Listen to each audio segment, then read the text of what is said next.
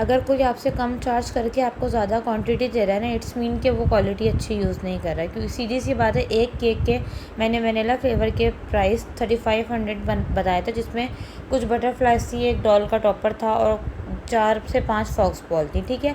तो मेरी खैर जानने वाली कस्टमर थी, मैंने उनको वनीला फ्लेवर के 3500 बताया, वरना अदर होता तो मैं 38 या 4000 तक भी चार्ज कर लेती। बट ये है कि ठीक था मेरे हिसाब से, तो मैंने उनको ये चार्जेस बताया। अब उन्होंने पहले तो मुझे 3-4 दिन अच्छी तरीके से जो है ना मेरा सर खाया, और उसके बाद जो है ना जब केक उन्होंने ऑलमोस्ट कंफर्म कर दिया था, और बस एक दिन पहले रात में 4 बजे मैसेज करके मुझे कह रही हैं कि नहीं आपने ना मुझे जो चार्जेस बताया ना, मैंने बेकरी से बनवा लिया। 5 पाउंड का केक मैंने पाइनएप्पल केक 5 पाउंड का बनवाया 3500 में। मुझे तो वो बेकरी समझ में नहीं आई पहले कि कौन सी बेकरी है जो उनको कस्टमाइज़ केक जो है ना 5 पाउंड में उनको बना के दे रही है, वो भी 3500 में। वो पाइनएप्पल फ्लेवर का केक, पाइनएप्पल भी पता नहीं कौन से यूज़ हुए होंगे, क्योंकि पाइनएप्पल भी इतने महंगे।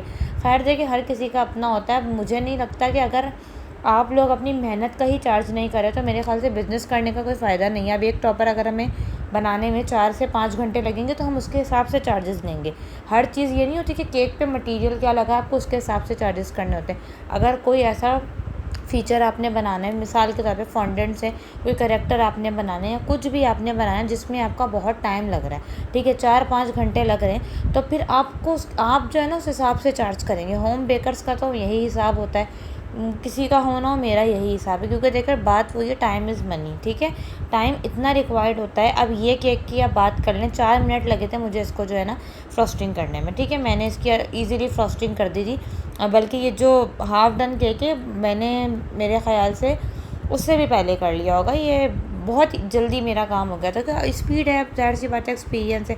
अब मैं 5 घंटे एक प्रॉपर बनाने में लगा रही हूँ, फॉन्डेंट केक की मेकिंग में मैं 5 घंटे लगा रही हूँ। तो आप अब हिसाब लगाएं कि मैं उस 5 घंटे में कितने केक्स बना सकती हूँ। बेक हो जाएंगे, हाफ़ डन हो जाएंगे, फुल डन हो जाएंगे। तो ना कस्टमर को ये बात ना समझ में नहीं आती।